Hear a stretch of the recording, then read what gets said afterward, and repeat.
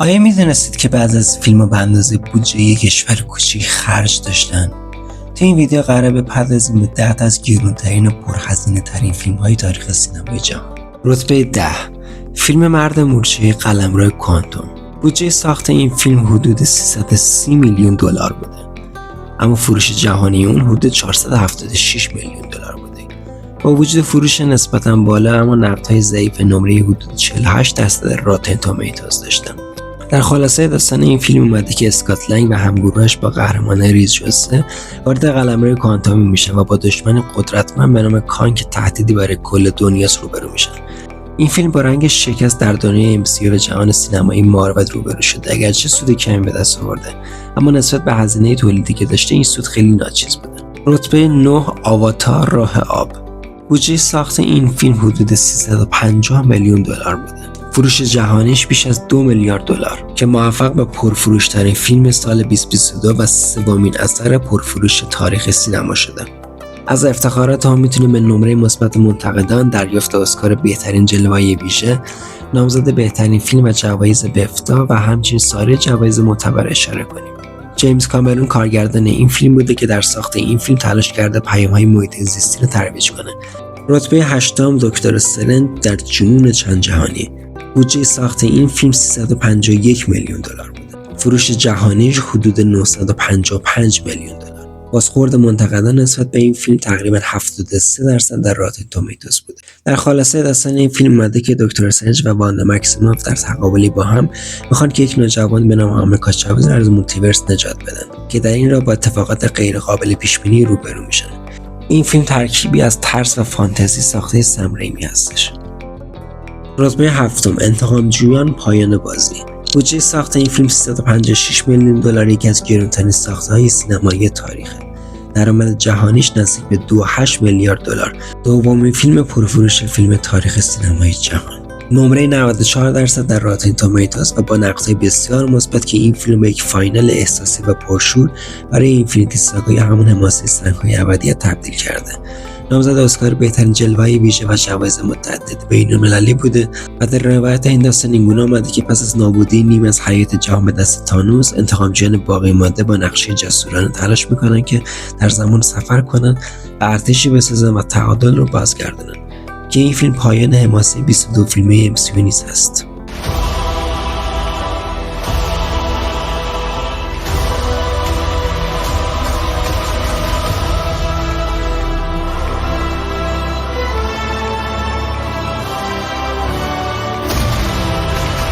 رتبه 6: انتقامجویان عصر اولترون. بودجه ساخت این فیلم 365 میلیون دلار بوده. درآمد جهانی اون حدود 1.5 میلیارد دلار. پنجمین فیلم پرفروش سال خودش بوده و از اولین فیلم‌های MCU که از مرز 1 میلیارد دلاری گذشته. این فیلم دومین مجموعه از مجموعه انتقامجویان نیز محسوب میشه. نقدهای متوسطی داشته و در داستان فیلم اینگونه اومده که تلاش تونی استارک و هالک برای ساخت اولترون به عنوان سیستم صلح جهانی که باعث شکل‌گیری تهدیدی هوشمند و خطرناک به نام اولترون میشه. فیلم ترکیبی از اکشن، تعمق و کنش دانشی در زمینه فناوری است. رتبه 5: دزدان دریای کارائیب سوار بر امواج ناشناخته. بودجه ساخت این فیلم 379 میلیون دلار بود. فروش جهانی حدود 1 میلیارد دلار که چهارمین قسمت از مجموعه و یکی از پرفروش‌ترین‌های سال 2011 محسوب میشه. اما در عین این حال با بازخورد منفی منتقدان شناخته شده که در راتن تومیتوز نمره 33 را دریافت کرده و در سایت جهانی IMDb نمره 6 از 10 را دریافت کرده. داستان فیلم از این قراره که کاپیتان جک اسپارو با بازی جانی دپ این بار در جستجوی چشمه جوانی اون در این مسیر با معشوقه قدیمیش آنجلینا روبرو میشه و پای شخصیت‌های تازه مثل بلکبورد به داستان باز میشه. روایت فیلم حول رقابت چند گروه از انگلیسی و اسپانیایی و خدمه بلکبورد برای دستیابی به چشمه جوانی شکل میگیره. دلیل پرهزینه بودن این فیلم به خاطر فیلمبرداری گسترده در چندین لوکیشن واقعی از جمله هاوایی، پورتوریکو و بریتانیا و همچنین استفاده وسیع از جلوه‌های ویژه دیجیتال در ترکیب با صحنه‌های دریایی واقعی و دستمزد جانی دپ که در اون زمان حدود 55 میلیون دلار تخمین زده میشه که یکی از بالاترین دستمزدهای تاریخ به حساب میاد. همچنین هزینه‌های عظیم برای طراحی کشتی‌ها و صحنه‌های آبی در استودیو. نکته جالب اینه که با وجود فروش بیش از 1 میلیارد دلار استقبال منتقدان چندان خوب نبوده و خیلی این قسمت را ضعیف‌ترین نسخه از مجموعه دونستند. اما همچنان نشون داده که برند دزدان دریای کارائیب به لطف محبوبیت جک اسپارو قدرت جذب مخاطب جهانی داره. رتبه 4 سریع و خشن 10 محصول سال 2023. بودجه ساخت آن حدود 379 میلیون دلار بوده. فروش جهانیش نزدیک به 705 میلیون دلار نسبت به بودجه انتظار میره که بیشتر باشه، اما واسه یکی از پرفروش‌های سال بوده. با نقدهای متوسطی روبرو شده و در سایت راتن تومیتوز امتیاز منتقدان نسبت به این فیلم حدود 56% بوده. در سایت جهانی IMDb هم نمره 59 از 10 رو دریافت کرده. داستان فیلم از این قراره که دومینیک تورتو و خانواده‌اش این بار با دشمن جدید به نام دانته ریس با بازی جیسون موما روبرو میشن. دانته پسر شهر یک تبهکار قدیمی که به دنبال انتقام خونین از دومینیک و خانواده‌شه. داستان حول محور مسابقات پرخطر، سرقت‌های ناممکن، انفجارهای شهری و تعقیب و گریزهای میچرخه که مرزهای منطقه رو بارها میشکنه و در پایان فیلم یک نقطه تعلیق بزرگ باقی میمونه که زمینه رو برای قسمت 11 آماده میکنه. دلیل پرهزینه بودن این فیلم به خاطر استفاده از لوکیشن‌های جهانی مثل روم، پرتغال و مکان‌های دیگر و همچنین صحنه‌های اکشن عظیم با جلوه‌های ویژه دیجیتال و واقعی مثل انفجار سراسری در خیابان‌های روم و دستمزدهای سرسام‌آور بازیگران اصلی مثل وین دیزل، جیسون موما، شارلیز ترون و دیگران هستش. رتبه 3 جنگ ستارگان خیزش اسکایواکر. بودجه ساخت این فیلم حدود 416 میلیون دلار بوده. فروش جهانیش حدود 1 میلیارد دلار. با نقدهای متوسط و منفی از منتقدان مواجه شده، اما استقبال عمومی نسبت به قسمت‌های اولیه این سری بهتر بوده.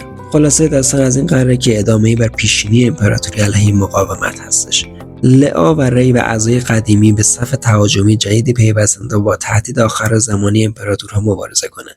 دلیل پرهزینه بودن این فیلم هم استفاده گسترده از جلوه‌های ویژه، ساخت دکورهای عظیم و سفر بین سیارات، بازگشت کاراکترهای محوری و همچنین سرمایه‌گذاری سنگین برای بسته کردن یک سگانه عظیم و حفظ ارزش برند استار وارز یا همون جنگ ستارگان. رتبه 2 دنیای جوراسیک سقوط پادشاهی. بودجه ساخت این فیلم حدود 432 میلیون دلار بوده. فروش جهانیش بیش از 1 میلیارد دلار که بسیار موفق در این عمل کرده، اگرچه نقدهای عمومی اون منفی بوده. داستان فیلم حول محور دایناسورها که در کنار انسان‌ها و در سراسر جهان زندگی می‌کنن میچرخه که شخصیت‌های اصلی این فیلم در یک مأموریت نجات قرار میده که باعث میشه با اتفاقات چالش برانگیز و ماجراجویانه‌ای روبرو بشن. خط داستان در تقابل درست و غلط، بقا و قدرت علمی تعریف شده. دلیل هزینه بر بودن این فیلم لوکیشن‌های متنوع جهانی مثل کانادا، انگلستان، مالت و کار در دوران پاندمی هستش. ترکیب تیم بازیگران قدیمی و جلوه‌ای ویژه‌ای بسیار پیچیده. ادغام فضاسازی طبیعی و جلوه‌ای چون دایناسورهای واقعی باعث شده که این فیلم یکی از گران‌ترین فیلم‌های تاریخ سینمای جهان باشه. و در نهایت گران‌ترین و پرهزینه‌ترین فیلم تاریخ سینمای جهان هم میرسه به جنگ ستارگان نیرو برمیخیزد. بودجه ساخت این فیلم حدود 447 میلیارد دلار بوده که گران‌ترین فیلم تاریخ سینمای جهان محسوب میشه. فروش جهانی این فیلم هم حدود 2 میلیارد دلار که پنجمین فیلم پرفروش تاریخ سینمای جهان محسوب میشه. با تحسین گسترده از سوی منتقدان مواجه شده و در راتن تومیتوز نمره 93 را دریافت کرده. این فیلم همچنین در سایت جهانی IMDb نمره 7 از 10 را دریافت کرده. داستان فیلم 30 سال پس از سقوط امپراتوری اتفاق میفته که نیروی تاریخ قدرت میگیره و در این میان یک دختر یتیم به نام ری در سیاره جاکا با سرنوشت بزرگ مواجه میشه.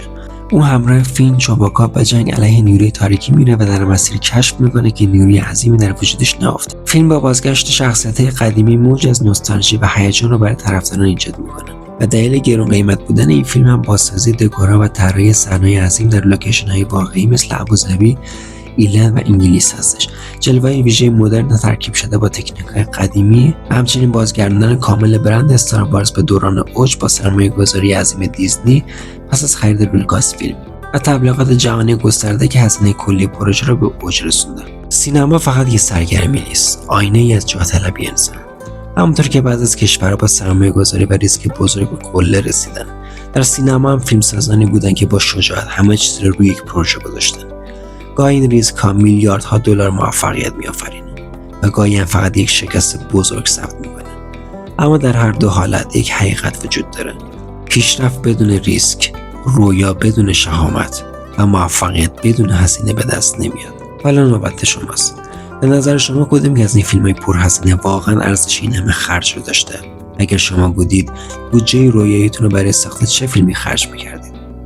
نظرت راجع به این ویدیو حتما تو کامنت ها برام بنویس. اگه تا اینجا ویدیو رو تماشا کردی لطفا لایک، ساب، زنگوله فراموش نشه و خب چیز دیگه هم نمیمونه تا ویدیو بعد شما رو به خدای بزرگ بسپارم.